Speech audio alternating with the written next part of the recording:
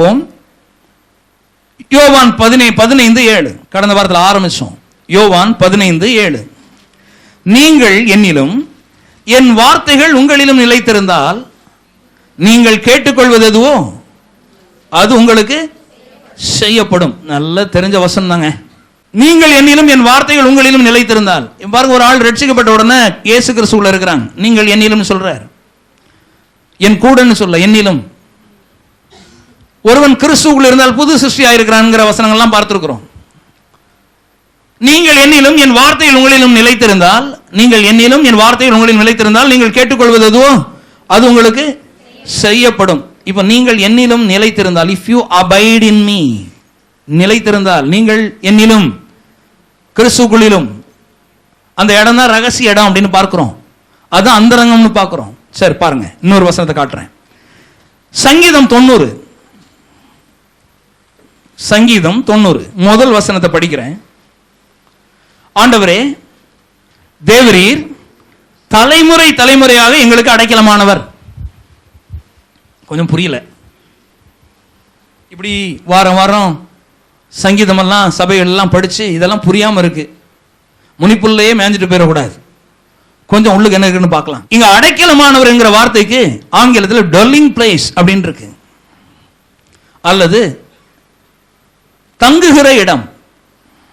அந்த தங்குகிற இடம் என்கிற இடம் இது தமிழ்ல வரல. அடைக்கலம்னா ஏதோ தஞ்சமா ஓடி வந்து உட்புகிற இடம் தான் அடைக்கலம். ஆனா இதுல இப்படிப்பட்ட ஒரு வார்த்தை வந்திருக்கணும். எப்படி வந்திருக்கலாம்? ஆண்டவரே, தேவரீர் தலைமுறை தலைமுறையாக எங்களுக்கு நீர் தங்குகிற இடமானீர். ஆமென். அப்ப ஆண்டவர் தான் ஒவ்வொரு கிறிஸ்தவர்களுக்கும் தங்குகிற இடம், அல்லது ஒவ்வொரு ரட்சிக்கப்பட்டவர்களும் தங்குகிற இடம். ஆண்டவரே ரகசிய இடத்துல இருக்கிறாரு. நீங்க அங்க போய் தங்குனீங்கன்னா எங்க தங்குறீங்கன்னு அர்த்தம்? ரகசிய இடத்துல தங்குறீங்கன்னு அர்த்தம். ஆமென். ஹல்லேலூயா. Praise God. இப்ப பாருங்க, உங்களை ஒரு பாடத்துக்குள்ள நடத்தி கொண்டு போறேன், பிடிச்சுக்கோங்க. ஆண்டவர் இந்த இடத்துல சொல்றார், யோவான்ல 15:7 நீங்கள் என்னிலும். அதே அந்த வசனத்தை இதுக்கு கொண்டு வந்து அர்த்தத்தை பாருங்க. அந்த வெளிச்சத்துல நீங்கள் என்னிலும், இயேசு சொல்றார், என் வார்த்தைகள் உங்களிலும் நிலைத்திருந்தால். முதல்ல நீங்கள் என்னிலும். நீங்க எனக்குள்ள வந்துட்டீங்க, என் வார்த்தைகள் உங்களுக்குள்ள இருந்துச்சுன்னா நீங்கள் என்னத்தை கேட்டாலும் சரிதான், அது உங்களுக்கு கொடுக்கப்படும். ஒரு குறையும் இருக்காது. அதனுடைய அர்த்தம் அதுதான். அதுக்கு தான் நம்ம ரட்சிக்கப்பட்டோம். இப்ப நாம அவருக்குள்ள இருக்கிறோம், நாமெல்லாம் அவர்ல இருக்கிறோம். அவர் சொன்னார்ல, நீங்கள் என்னிலும். அதுதான் இந்த சங்கீதம் தீர்க்கதரிசி ஆகிய தீர்க்கதரிசி ஆகிய இந்த மோசே அவனுடைய சங்கீதம். இது தாவீது கிடையாது. மோசே தீர்க்கதரிசனுடைய ஒரு சங்கீதம். அதுல பாருங்க, அதுல மோசேன்னு தான் போட்டிருக்கு.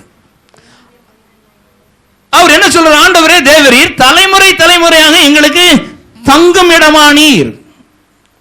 Price God. ஹல்லேலூயா, ஹல்லேலூயா. இப்ப நமக்கு நாம் தங்குகிற இடம், உங்களுக்கு இன்றைக்கு நீங்க தங்குகிற இடமாகி அந்த ரகசிய இடத்துல தான் நீங்க தங்குறீங்க அப்படின்னு கர்த்தர் சொல்றாரு. நீங்க தங்குகிற இடம் எது அப்படின்னா கேட்கிறேன். உங்களுடைய எண்ணம், உங்களுடைய சிந்தை, நீங்கள் தங்குகிற இடம் என்னவாம்? தேவனாம், கிறிஸ்துவாம். ஹல்லேலூயா. இப்ப அடுத்த அப்படியே வாங்க, சங்கீதம் 91. இது எழுதினது ப்ராஃபட் மோசஸ். அடுத்த 91வது சங்கீதத்தை எழுதினது ப்ராஃபட் டேவிட், சாமிஸ்ட். ஆனா இந்த ஒரு சங்கீதக்காரனாகிய தாவீதும் தீர்க்கதரிசியாக மோசேயும் ஒரே ஆவியானவரால் நடத்தப்படுறாங்க. அதனால ரெண்டு பேருமே ஒரே விதமா தான் எழுதுறாங்க. பாத்தீங்கன்னா கிட்டத்தட்ட எத்தனையோ ஆயிரக்கணக்கான வருஷத்துக்கு முன்னாடி மோசே வாழ்ந்தவர், எத்தனையோ ஆயிரக்கணக்கான ஆண்டுகளுக்கு பின்பு தாவீது வாழ்றார். ஆனா ரெண்டு பேருடைய சொல்லும் ஒரே போல இருக்கு. ஏன் அப்படி இருக்கு? காரணம், ஒரே ஆவியானவர் ரெண்டு பேரையும் நடத்துறார். இந்த 91வது சங்கீதத்துல வந்து முதல் வசனத்தை அதே போல படிச்சு பாருங்க. அது என்ன சொல்லுது பாருங்க. உன்னதமானவரின் மறைவில் இருக்கிறவன்.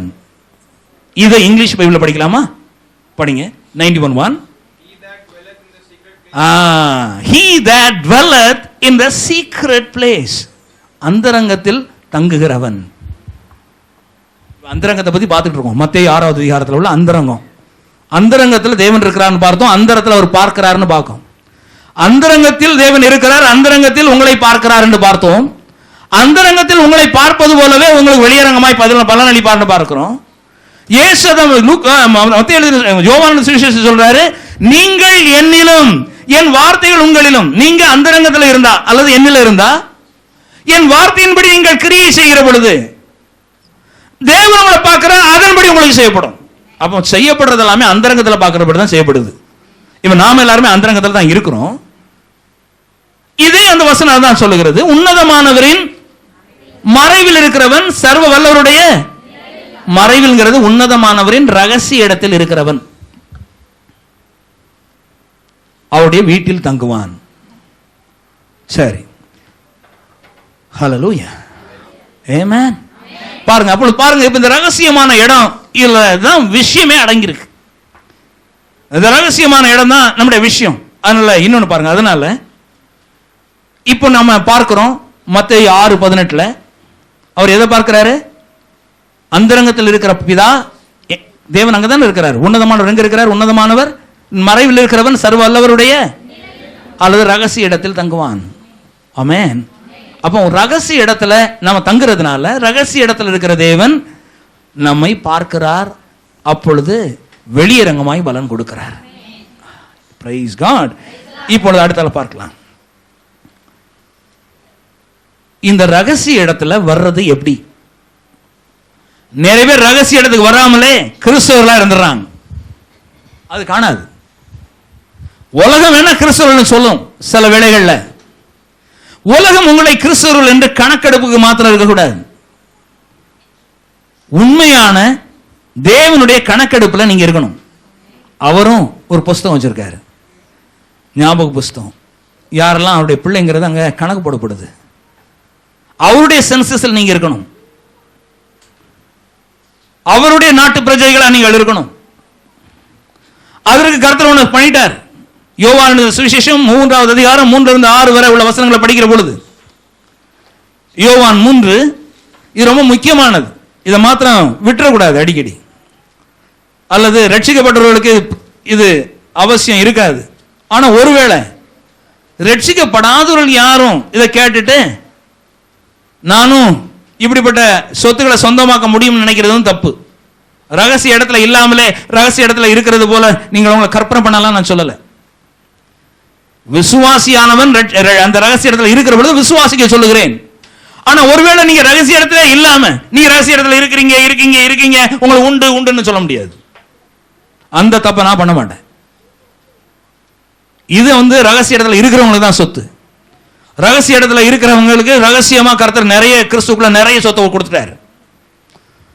அதை பார்க்க நீங்க உங்களுடைய நடவடிக்கையை பார்க்க உங்களுடைய ஜெபத்தை பார்க்க உங்களுடைய உறவை பார்க்க ஆவியான கூட நடக்கதை பார்க்க வெளியரங்கமான பலன் கொடுக்கப்படுகிறது. இப்பொழுது பார்க்கலாம், யோவான் 3 அதுல 3வது வசனத்தை நான் படிக்கிறேன். யோவான் 3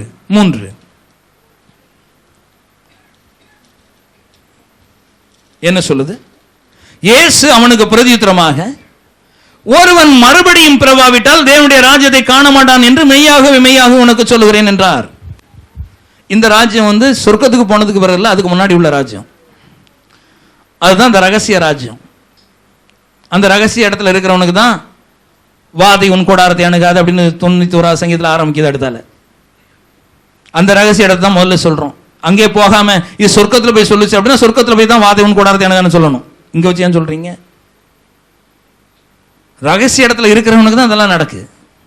ரகசிய இடத்துக்கே வராம வாதையின் கூடாரத்தை அணுகாது வாதை எவ்வளவுதான் அறிக்கை பண்ணாலும் ஒன்றும் நடக்க போறது கிடையாது. வாதை தான் கூடாரத்தை ஆளும். நோயும் பேயும் நொடியும் அது ஆளுது. சோ நான் உங்களுக்கு சொல்றேன், அதனால இந்த விஷயத்துல கரெக்டா இருந்து விடணும், தெளிவா இருந்து கொள்ள வேண்டும். படிப்போம்.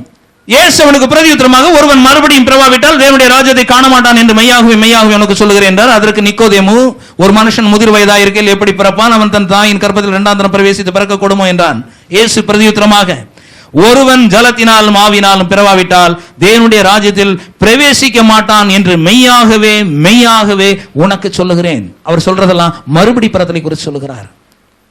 அடுத்த சொல்றாரு, மாம்சத்தில் பிறப்பது மாம்சமாயிருக்கும், ஆவியினால் பிறப்பது ஆவியாயிருக்கும். இதுதான் இந்த ரகசிய வேலை. மாம்சத்தில் இருப்பது வெளியரங்கமாயிருக்கும், மாம்சத்தில் பிறப்பது வெளியரங்கமாயிருக்கும், ஆவியிலே பிறப்பது ரகசியமாயிருக்கும். ஆமென். உலகத்தில் எல்லாரும் பிறந்ததே வெளியரங்கமா பிறந்திருக்கிறோம். ரகசியமான ஒரு பிறப்பு இருக்கு பாருங்க. ரகசிய பிறவிகளாய் நாம் இருக்கணும். சொல்லுங்க, நான் ஒரு ரகசிய பிறவி.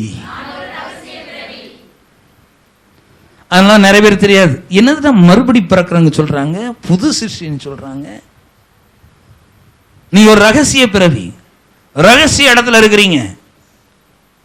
அதான் ஆவிக்குரிய இடம். ஆவிக்குரியனால அர்த்தம் அதான், நீ ஒரு ரகசிய பிறவி,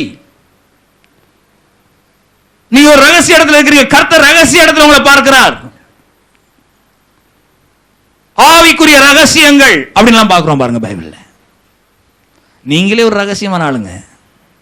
நம்முடைய விஷயம் எல்லாமே மாபெரும் ரகசியம். ஹல்லேலூயா.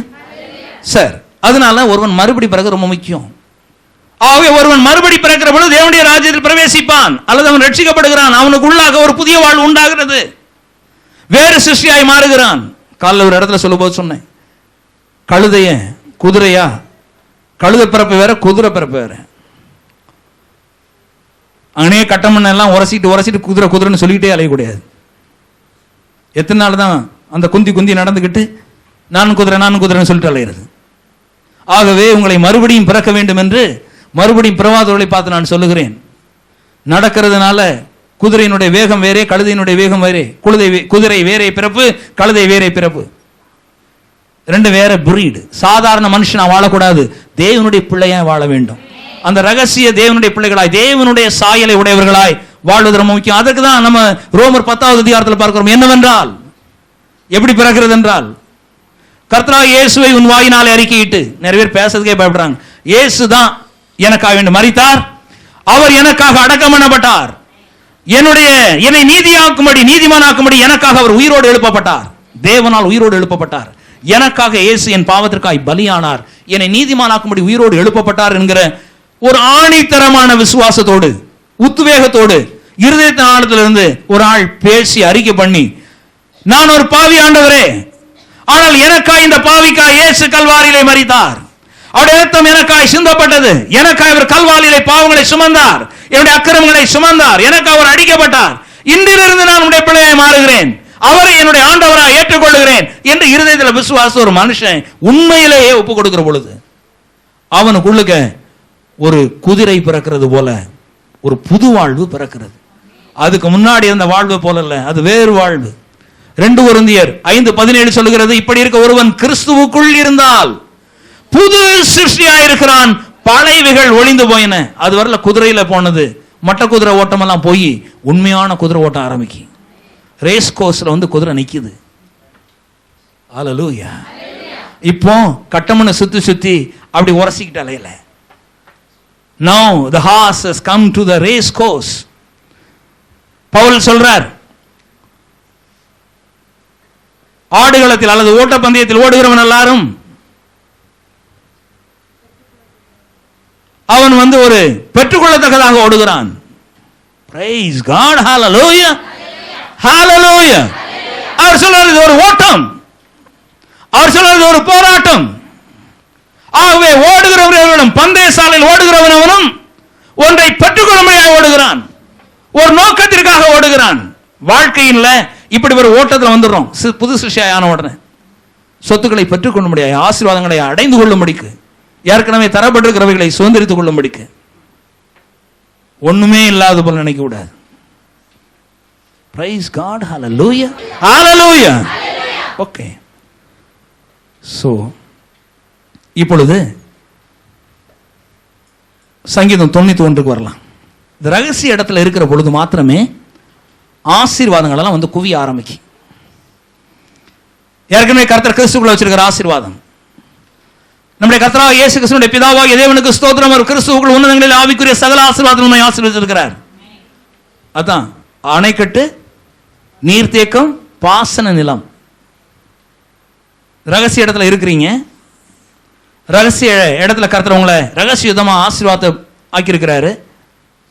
வெளியரங்கமாய் பலனளிப்பாருன்னு சொல்லியிருக்கு பாருங்க. அதை எப்படி அனுபவிக்கிறது, பெற்றுக்கொள்வது? நீங்க ஏற்கனவே இருக்கிற இடம் ரகசிய இடம். ஆவியானவரோடு நீங்க நிரம்பி நடக்க ஆரம்பிக்கிற பொழுது அப்படிப்பட்ட ஆசீர்வாதங்கள்லாம் கண்ணுக்கு தெரிய ஆரம்பிக்கிறதெல்லாம் பார்த்தோம். இப்பொழுது பார்ப்போம் சங்கீதம் 91 3-16 வரை உள்ள வசனங்களை.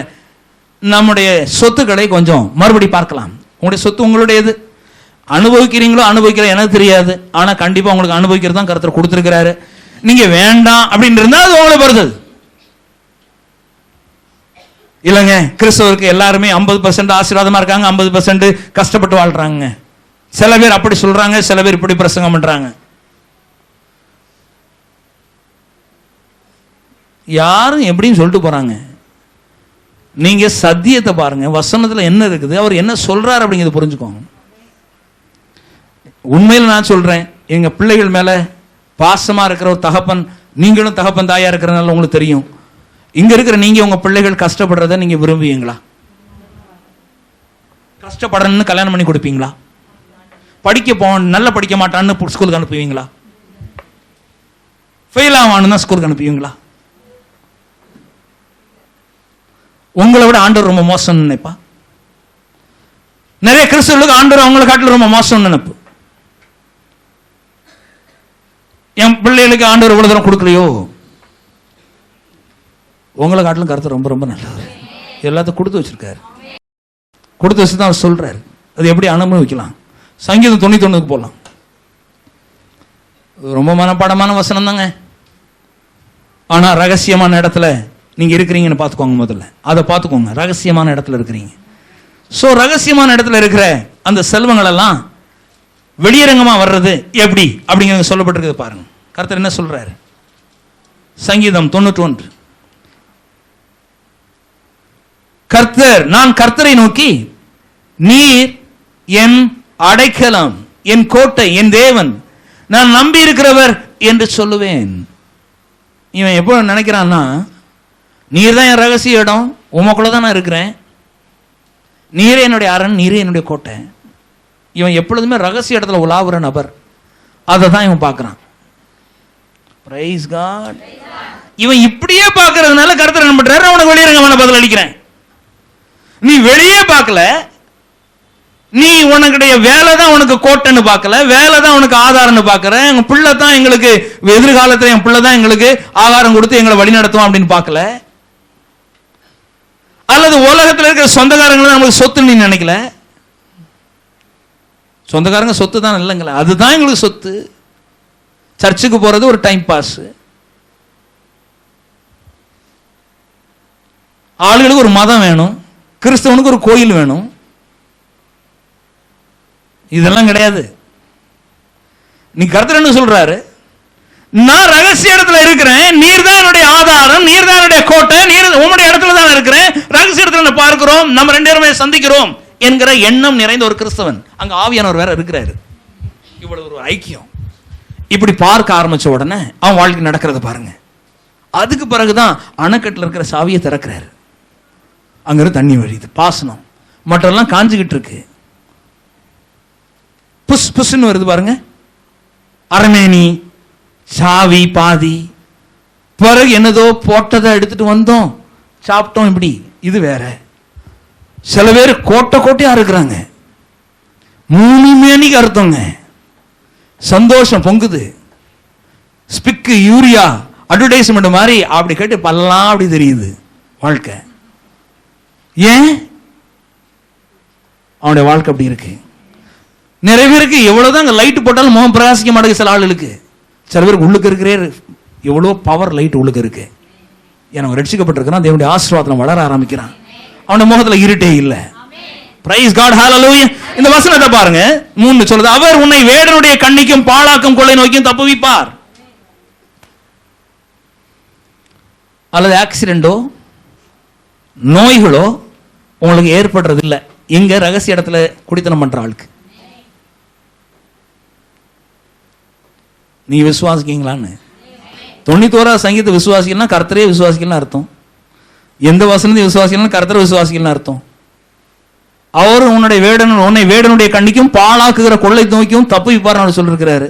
கொள்ளை நோய் ஊர்ல இருக்கலாம், உங்களுக்குள்ள வராது. அடிச்சுட்டு போற வியாதி உலகத்துல வரலாம். எத்தனை நியூஸ் கேட்கலாம், அவங்களுக்கு அது போயிட்டே 48 வயசுல ஹார்ட் அட்டாக். அதுல அங்க குறைஞ்சிருங்க.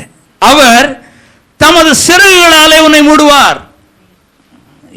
நான் உங்கள்கிட்ட கேட்கிறேன், ஒரு பிள்ளைக்கு அவங்க அப்பா கை அம்மா கை பட்ட உடனே அப்படியே தூக்கம் வரும், சந்தோஷமா இருக்கும்.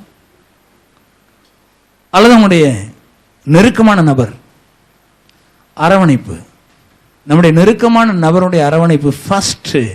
உங்களுடைய ஹஸ்பண்ட் ஒய்ஃபு, கணவன் மனைவி பிள்ளை பெற்றோர்லாம் கிடையாது.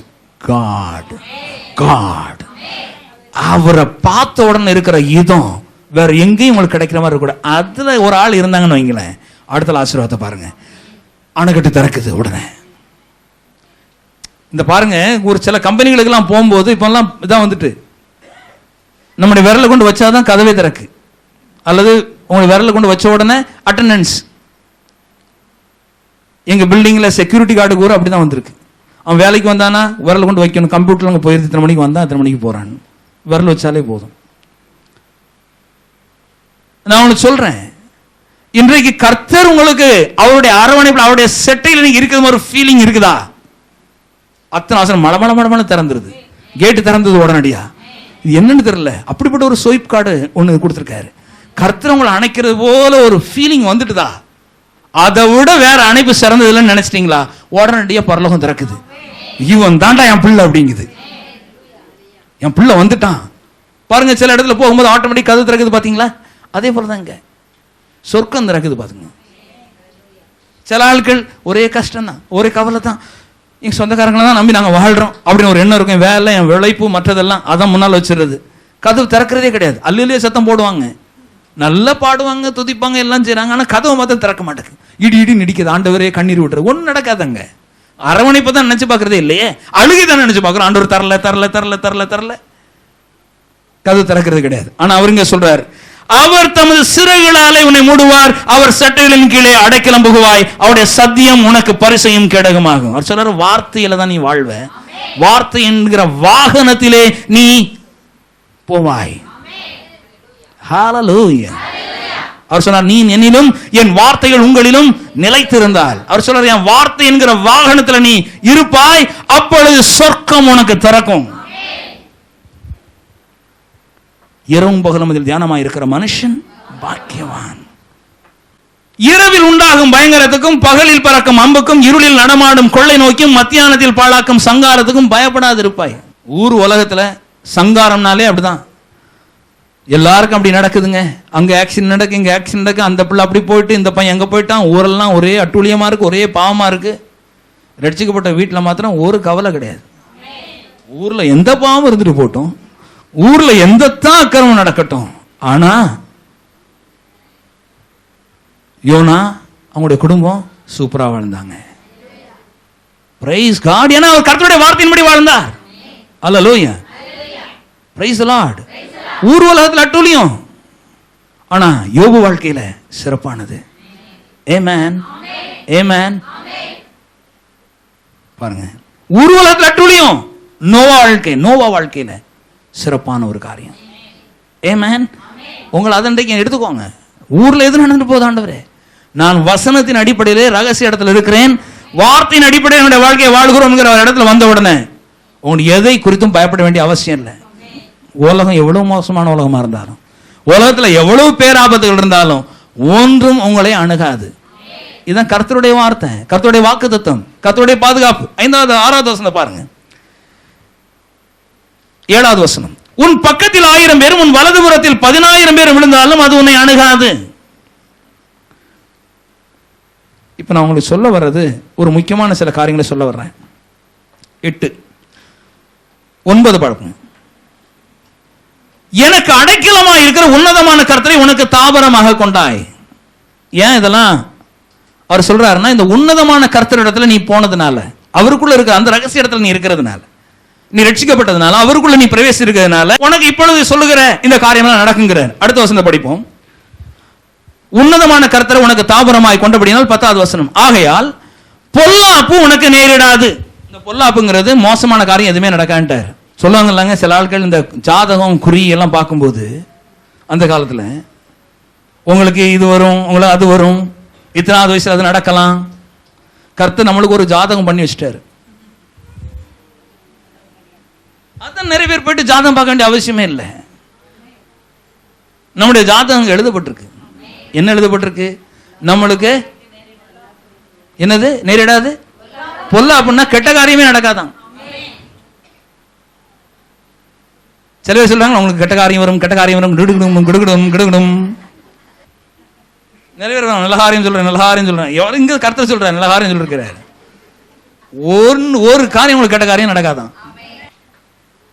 டாக்டர் கூட சொல்லுவார் சில நேரத்தில், scan report, MRI report, X-ray report, blood report, என்னென்னலாம் ரிப்போர்ட் இருக்கோ அதில் பார்த்துட்டு அது குறை இது குறை இது குறை. கர்த்தர் சொல்லிட்டாரு எல்லா ரிப்போர்ட்டையும் அவரே ரன் பண்ணி ஒரு பொல்லாப்பு உங்களுக்கு நடக்காது. Price God. அந்தரங்கத்தில் ரிப்போர்ட், அதை பார்த்து அந்த இடத்துல வாழ்ந்த அதே விசுவாசிகள் வெளியரங்கமான ரிசல்ட். வெளியே டாக்டர் சொல்லுவார் அந்த ரிப்போர்ட் தான் கரெக்ட் போல தெரியுது, இது நான் சொன்ன தப்பு, எல்லாம் நல்லா இருக்கிறீங்க. ஆமென். அடுத்தல சொல்றாரு பாருங்க, ஆகையால் பொல்லாப்பு உனக்கு நேரிடாது, வாதை உன் கூடாரத்தை அணுகாது. நிறைய சொல்றாங்க வாதை என் கூடாரத்துக்கு வந்துதான் போகுது. கூடாரம் என்பது உங்களுடைய சரீரம். சரீரத்தில் நீங்கள் தங்குகிறீர்கள். உங்களுடைய சரீரம் என்பது நீங்கள் தங்கி இருக்க உங்களுடைய வீடு. நான் இப்படி ஒரு சூட் போட்டிருக்கணும், அதே போல சரீரம் என்பது ஒரு சூட், எர்த் சூட். பூமியில நீங்க வாழணும்னா அப்படி ஒரு சரீரம் தேவை. பரலோகத்துக்கு உங்களுக்கு அந்த சரீரம் தேவை இல்லை, அங்க வேற ஒரு எர்த் சூட் கொடுக்கப்படும். இந்த சூட்டுக்குள்ள அந்த வீட்டுக்குள்ள தான் தங்கி இருக்கிறீங்க. வாதை உன் கூடாரத்தை அணுகாது. இந்த சரீரத்தில் வாதை அணுகாத முடியாம ஒரு புல்லட் ப்ரூஃப் மாதிரி கர்த்தர் உங்களுக்கு கொடுத்துருக்கிறாங்க ஒரு சரீரம். உங்களுக்கு தெரியுமாங்க? சொல்லுங்க, ஏன் சரீரம் என்ன ப்ரூஃப்? அந்த புல்லட் ப்ரூஃப் கிடையாது, இது வேற ஒரு ப்ரூஃப் இல்ல, சிக்னஸ் ப்ரூஃப். சொல்லுங்க, சிக்னஸ் ப்ரூஃப். நிறைய வாட்சவங்கன்னா வாட்டர் ப்ரூஃப் அப்படின்னு சொல்றாங்க, தண்ணி நுழையாது. தெரியுமாங்க? உங்க சரீரத்துக்கு உங்க சரீரத்தை பத்தி தெரியணும். வாட்சை குறித்து தெரியுது, இது அந்த ப்ரூஃப் இந்த ப்ரூஃப். முதல்ல உங்களுக்கு தெரிஞ்சுக்காங்க, இது வந்து வியாதி வரக்கூடிய நுழைய முடியாத ஒரு சரீரத்தை கர்த்தர் கொடுத்திருக்கிறார். யார் certified? Certified by the God himself. அவர் தானே ஒரிஜினல் உங்களை மேக் பண்றது. அதை முதல்ல விசுவாசிக்கணும், எழுதி வச்சுக்கணும். ஏன் சரீரத்தில் வாத நுழைய முடியாத ஆண்டவர் கர்த்தர் ஒரு சர்டிஃபிகேட் போட்டே கொடுத்திருக்கிறார். பிரைஸ் தி லார்ட், ஹalleluya. இந்த செய்தி உங்களுக்கு நிச்சயம் ஆசீர்வாதமாய் இருந்திருக்கும் என்று விசுவாசிக்கிறோம். தொடர்ந்து இதே போன்ற செய்திகளை பெற விரும்பினால் எங்களை தொடர்பு கொள்ள வேண்டிய செல் நம்பர் 9821222390.